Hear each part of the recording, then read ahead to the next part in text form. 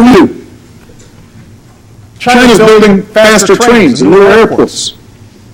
Meanwhile, when our own engineers graded our nation's infrastructure, they gave us a D. We have to do better. America is the nation that built the Transcontinental Railroad, brought electricity to rural communities, constructed the interstate highway system. The jobs created by these projects didn't just come from laying down track or pavement. They came from businesses that opened near a town's new train station or the new off-ramp. So over the last 2 years, we've begun rebuilding for the 21st century, a project that has meant thousands of good jobs for the hard-hit construction industry.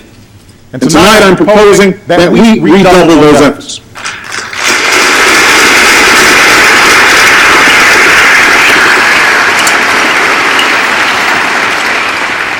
We'll put more Americans to work repairing crumbling roads and bridges. We'll make sure this is fully paid for, attract private investment, and pick projects based what's best for the economy, not politicians. Within 25 years, our goal is to give 80% of Americans access to high-speed rail.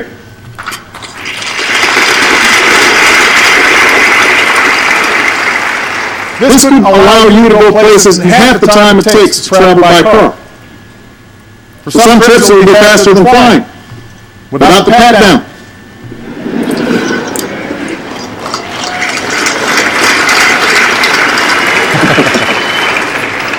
As we speak, routes in California and the Midwest are already underway. Within the next 5 years, we'll make it possible for businesses to deploy the next generation of high-speed wireless coverage to 98% of all Americans. This isn't about faster internet or fewer drop calls. It's about connecting every part of America to the digital age. It's about a rural community in Iowa or Alabama, where farmers and small business owners will be able to sell their products all over the world. It's about a firefighter who can download the design of a burning building onto a handheld device, a student who can take classes with a digital textbook, or a patient who can have face-to-face video chats with their doctor.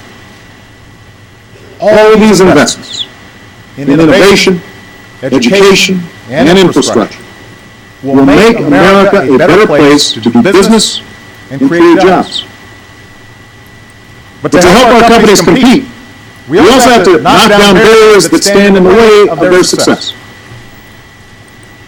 For example, over the years, a parade of lobbyists has rigged the tax code to benefit particular companies and industries. Those with accountants or lawyers to work the system can end up paying no taxes at all. But all the rest are hit with one of the highest corporate tax rates in the world. It makes no sense, and it has to change.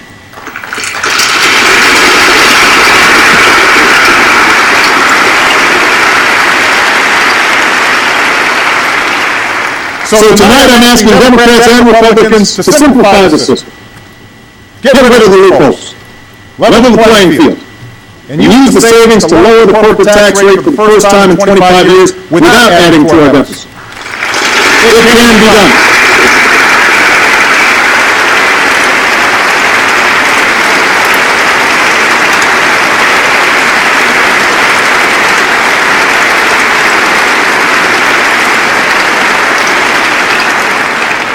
To help businesses sell more products abroad, we set a goal of doubling our exports by 2014.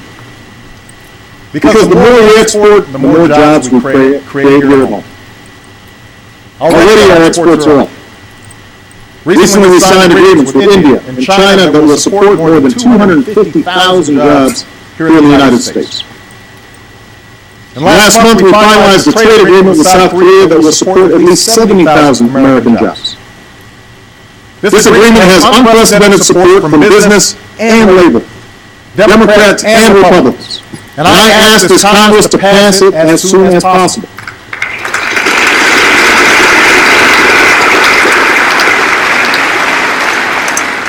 Now, before I took office, I made it clear that we would enforce our trade agreements, and that I would only sign deals that keep faith with American workers and promote American jobs.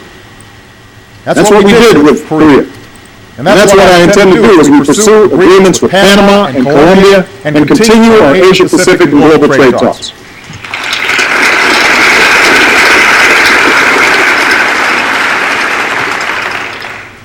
To reduce barriers to growth and investment, I've ordered a review of government regulations.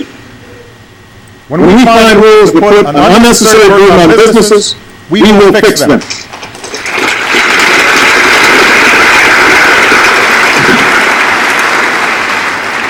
But I will not hesitate to create or enforce common sense safeguards to protect the American people.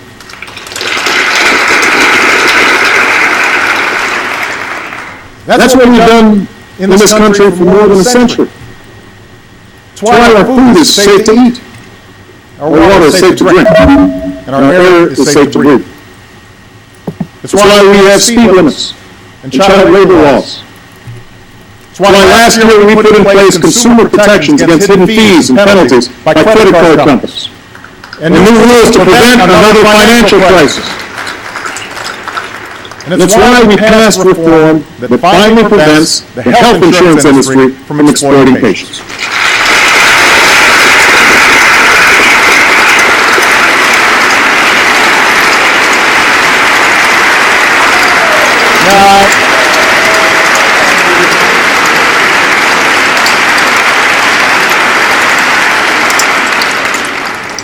Now, I have heard rumors that a few of you still have concerns about our new health care law.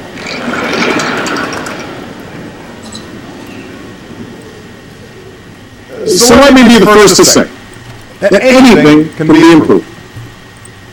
If you have ideas about how to improve this law by making care better or more affordable, I am eager to work with you. We can start right now by correcting a flaw in the legislation that has placed an unnecessary bookkeeping burden on small businesses.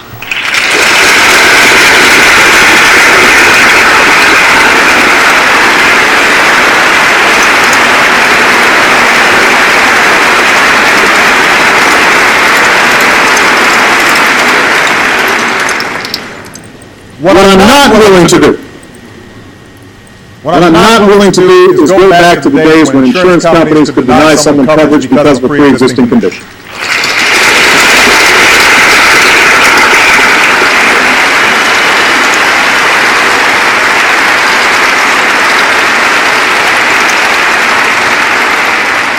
I'm not willing to tell James Howard, a brain cancer patient from Texas, that his treatment might not be covered. I'm not willing to tell Jim Hauser, a small businessman from Oregon, he has to go back to paying $5,000 more to cover his employees. As we speak, this law is making prescription drugs cheaper for seniors and giving uninsured students a chance to stay on their parents' coverage.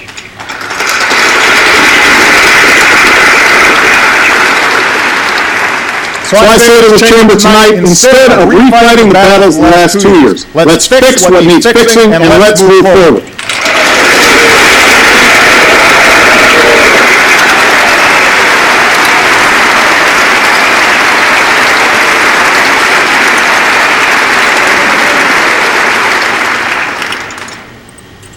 Now the final critical step in winning the future is to make sure we aren't buried under a mountain of debt. We are living with a legacy of deficit spending that began almost a decade ago. And in the wake of the financial crisis, some of that was necessary to keep credit flowing, save jobs, and put money in people's pockets. But now that the worst of the recession is over, we have to confront the fact that our government spends more than it takes in. That is not sustainable. Every day, families sacrifice to live within their means. They deserve a government that does the same.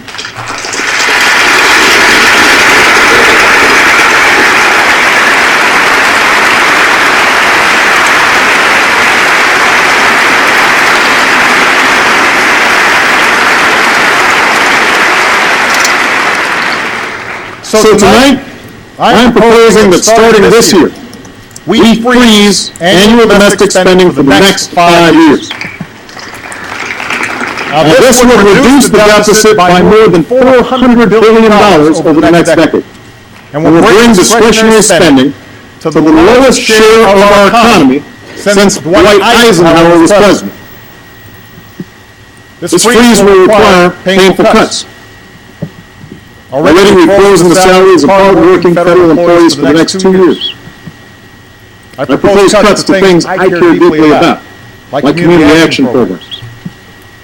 The Secretary of Defense has also agreed to cut tens of billions of dollars in spending that he and his generals believe our military can do without.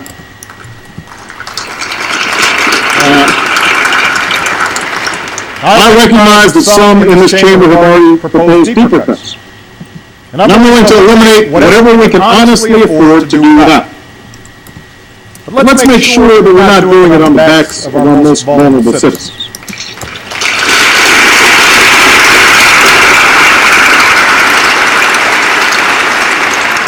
And let's make sure that what we're cutting is really excess weight. Cutting the deficit by gutting our investments in innovation and education is like lightening an overloaded airplane by removing its engine. It may make you feel like you're flying high at first, but it won't take long before you feel the impact. Now, most of the cuts and savings I proposed only address annual domestic spending, which represents a little more than 12% of our budget. To make further progress, we have to stop pretending that cutting this kind of spending alone will be enough. It won't.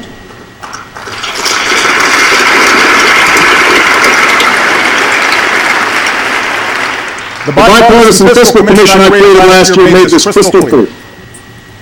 I don't agree with all their proposals, but they made important progress. And their conclusion is that the only way to tackle our deficit is to cut excessive spending wherever we find it. In domestic spending, defense spending, healthcare spending, and spending through tax breaks and loopholes.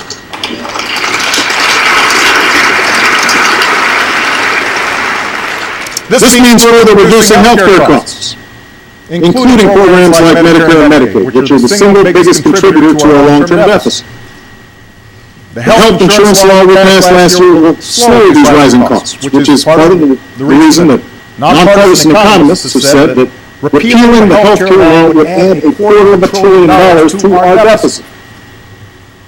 Still, I'm willing to look at other ideas to bring down costs, including one that Republicans suggested last year: medical malpractice reform to rein in frivolous lawsuits.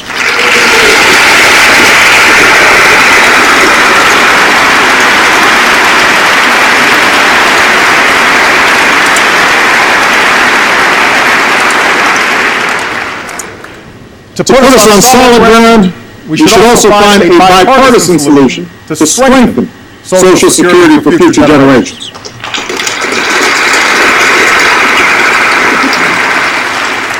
We must do it without putting at risk current retirees, the most vulnerable, or people with disabilities, without slashing benefits for future generations, and without subjecting Americans' guaranteed retirement income to the whims of the stock market.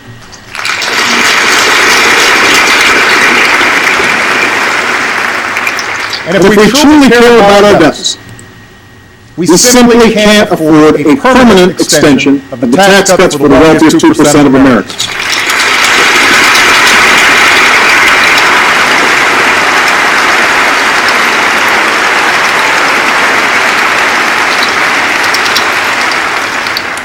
Before we take money away from our schools, or scholarships away from our students, we should ask millionaires to give up their tax break. It's not a matter of punishing their success. It's about promoting America's success.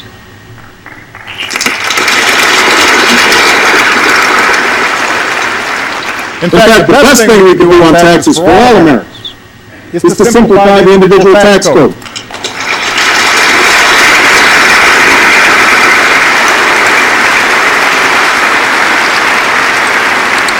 This will be a tough job, but members of both parties have expressed an interest in doing this, and I am prepared to join them.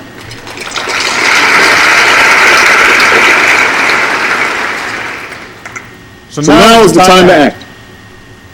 Now's the time for both sides and both houses of Congress, Democrats and Republicans, to forge a principled compromise that gets the job done.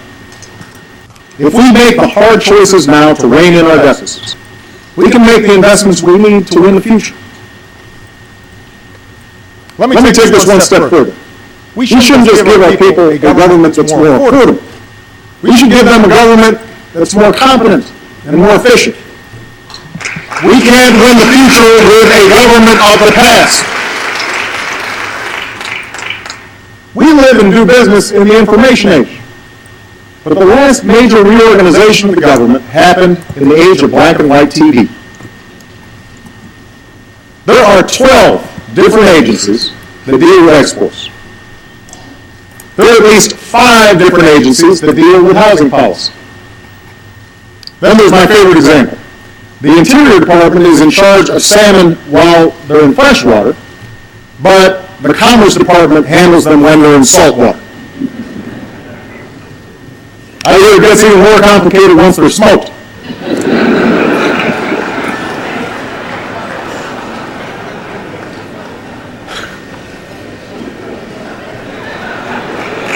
Now,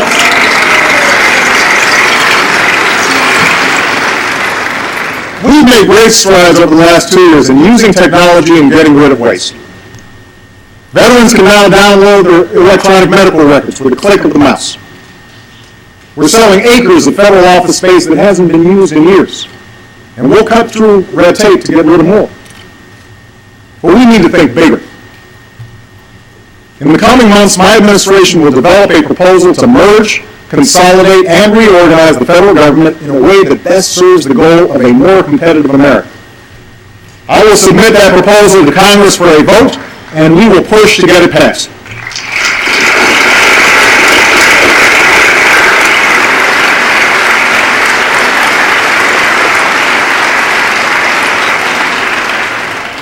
In the coming year, we'll also work to rebuild people's faith in the institution of government.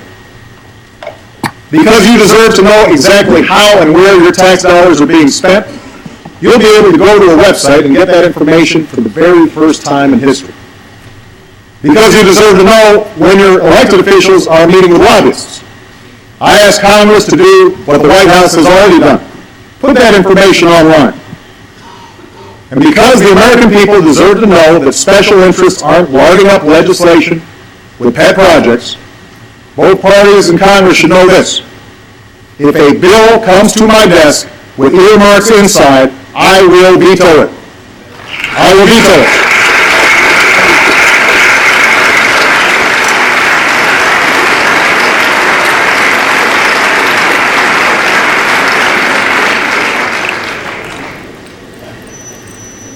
The 21st century government that's open and competent. A government that lives within its means. An economy that's driven by new skills and new ideas. Our success in this new and changing world will require reform, responsibility, and innovation. It will also require us to approach that world with a new level of engagement in our foreign affairs. Just as jobs and businesses can now race across borders, so can new threats and new challenges. No single wall separates East and West. No one rival superpower is aligned against us. And so we must defeat determined enemies wherever they are and build coalitions that cut across lines of region and race and religion. And America's moral example must always shine for all who yearn for freedom and justice and dignity. And because we've begun this work, tonight we can say that American leadership has been renewed and America's standing has been restored. Look to Iraq, where nearly 100,000 of our brave men and women have left with their heads held high.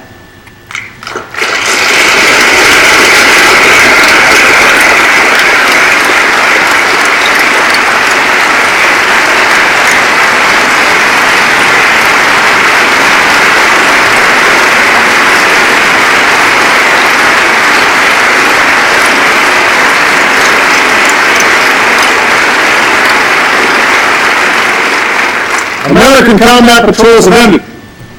Violence is down. And a new government has been formed. This year, our civilians will forge a lasting partnership with the Iraqi people while we finish the job of bringing our troops out of Iraq. America's commitment has been kept. The Iraq War is coming to an end.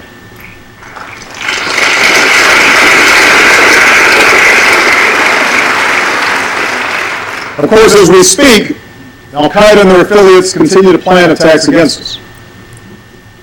Thanks to our intelligence and law enforcement professionals, we're disrupting plots and securing our cities and skies.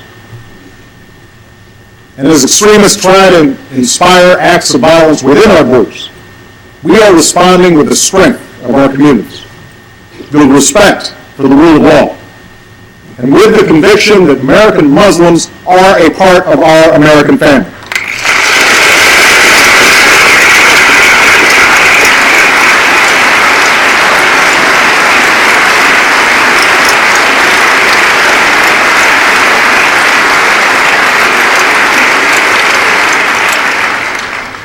We've also taken the fight to Al-Qaeda and their allies abroad.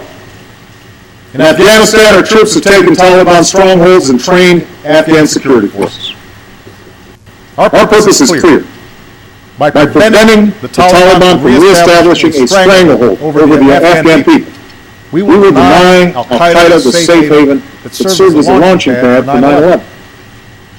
Thanks to our heroic troops and civilians, fewer Afghans are under the control of the insurgency.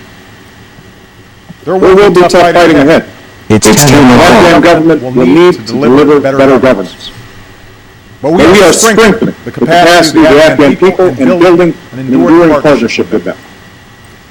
This year we will work with nearly 50 countries to begin a transition to an Afghan leader. And this July we will begin to bring our troops home.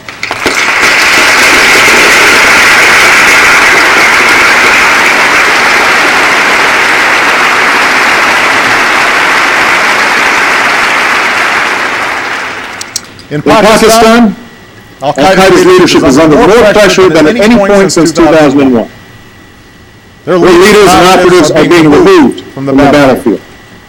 Their safe havens are shrinking. And we've sent a message from the Afghan border to the Arabian Peninsula to all parts of the globe. We will not relent, we will not waver, and we will defeat you.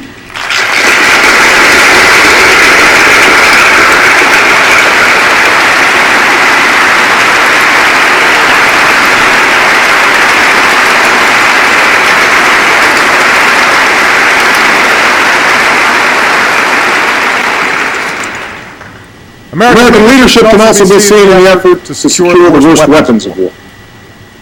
Because Republicans and Democrats approved the New START Treaty, far fewer nuclear weapons and launchers will be deployed.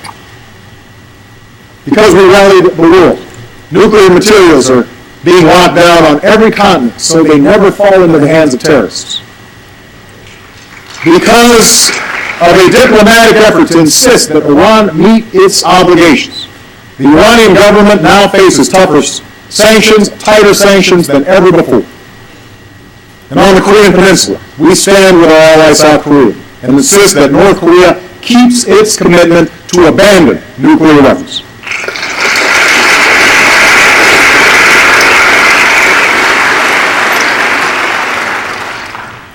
This is just a part of how we're shaping a world that favors peace and prosperity. With our European allies, we revitalized NATO and increased our cooperation on everything from counterterrorism to missile defense. We reset our relationship with Russia, strengthened Asian alliances, built new partnerships with nations like India. This March, I will travel to Brazil, Chile, and El Salvador to forge new alliances across the Americas. Around the globe, we're standing with those who take responsibility, helping farmers grow more food, supporting doctors who care for the sick, and combating the corruption that can rob a society and rob people of opportunity. Now, recent events have shown us that what sets us apart must not just be our power. It must also be the purpose behind it. in South Sudan, with our assistance, the people were finally able to vote for independence after years of war. Thousands lined up before dawn. People danced in the streets. One man who lost 4 of his brothers at war summed up the scene around him. "This was a battlefield for most of my life," he said. "Now we want to be free."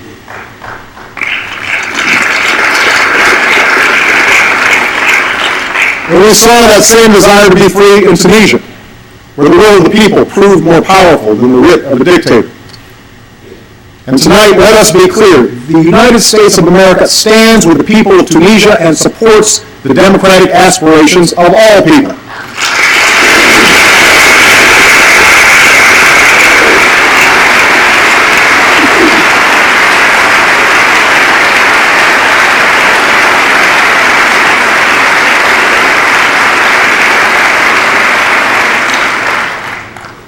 We must never forget that the things we've struggled for and fought for live in the hearts of people everywhere. And we must always remember that the Americans who have borne the greatest burden in this struggle are the men and women who serve our country.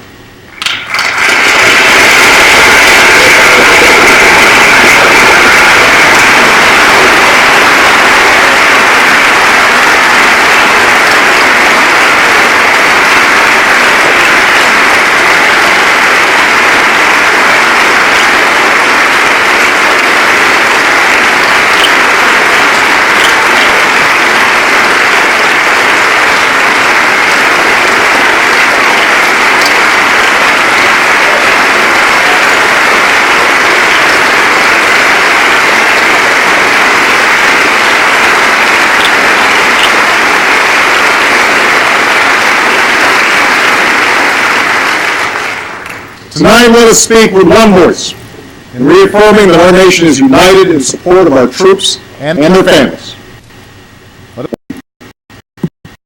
By providing them with the care and benefits that they have earned, and by enlisting our veterans in the great task of building our own nation. Our troops come from every corner of this country. They're black, white, Latino, Asian, Native American. They are Christian and Hindu, Jewish and Muslim.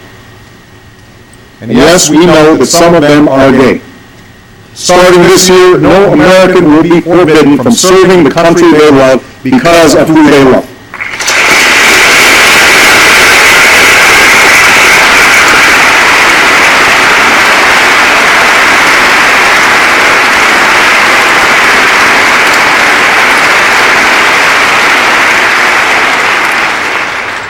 And with that change, I call on all our college campuses to open their doors to our military recruiters and ROTC. It is time to leave behind the divisive battles of the past.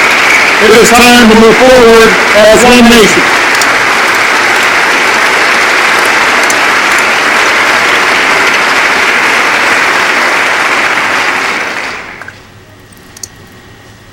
We should have no illusions about the work ahead of us. Reforming our schools, changing the way we use energy, reducing our deficit. None of this will be easy. All of it will take time. And it will be harder because we will argue about everything. The costs, the details, the letter of every law. Of course, some countries don't have this problem. If the central government wants a railroad, they build a railroad, no matter how many homes get bulldozed. If they don't want a bad story in the newspaper, it doesn't get written. And yet, as contentious and frustrating and messy as our democracy can sometimes be, I know there isn't a person here who would trade places with any other nation on earth.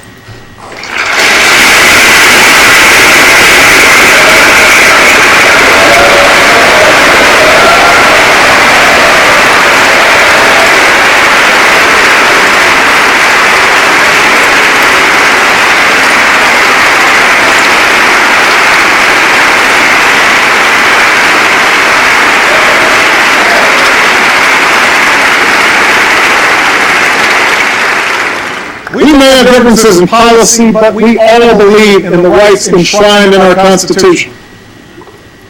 We may have different opinions, but we believe in the same promise that says, this is a place where you can make it if you try. We may have different backgrounds, but we believe in the same dream that says, this is a country where anything is possible, no matter who you are, no matter where you come from. That dream is why I can stand here before you tonight. That dream is why a working class kid from Scranton can sit behind me.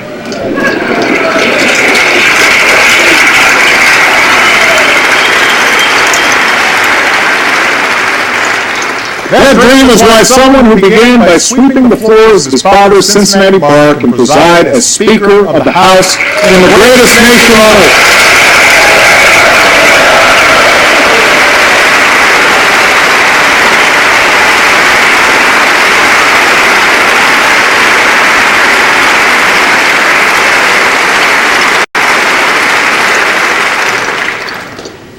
That dream, that American dream, is what drove the Allen brothers to reinvent their roofing company for a new era. It's what drove those students at Forsyth Tech to learn a new skill and work towards the future. And that dream is the story of a small business owner named Brandon Fisher. Brandon started a company in Berlin, Pennsylvania, that specializes in a new kind of drilling technology. And one day last summer, he saw the news that halfway across the world, 33 men were trapped in a Chilean mine. And no one knew how to save them. But Brandon thought his company could help. And so he designed a rescue that would come to be known as Plan B. His employees worked around the clock to manufacture the necessary drilling equipment. And Brandon left for Chile. Along with others, he began drilling a 2,000-foot hole into the ground, working 3 or 4 days at a time without any sleep. 37 days later, Plan B succeeded, and the miners were rescued.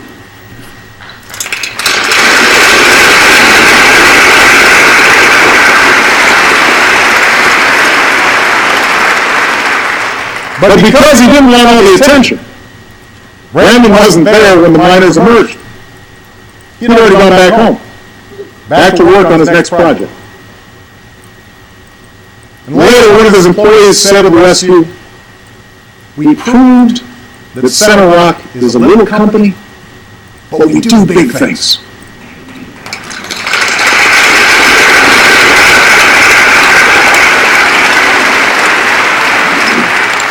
We do big things. From the earliest days of our founding, America has been the story of ordinary people who dare to dream. That's how we win the future. We're a nation that says, I might not have a lot of money, but I have this great idea for a new company. I might not come from a family of college graduates, but I will be the first to get my degree. I might not know those people in trouble, but I think I can help them. And I need to try. I'm not sure how we'll reach that better place beyond the horizon, but I know we'll get there. I know we will. We do big things. The idea of America endures. Our destiny remains our choice. And tonight, more than 2 centuries later, it's because of our people that our future is hopeful, our journey goes forward, and the state of our union is strong. Thank you. God bless you. And may God bless the United States of America.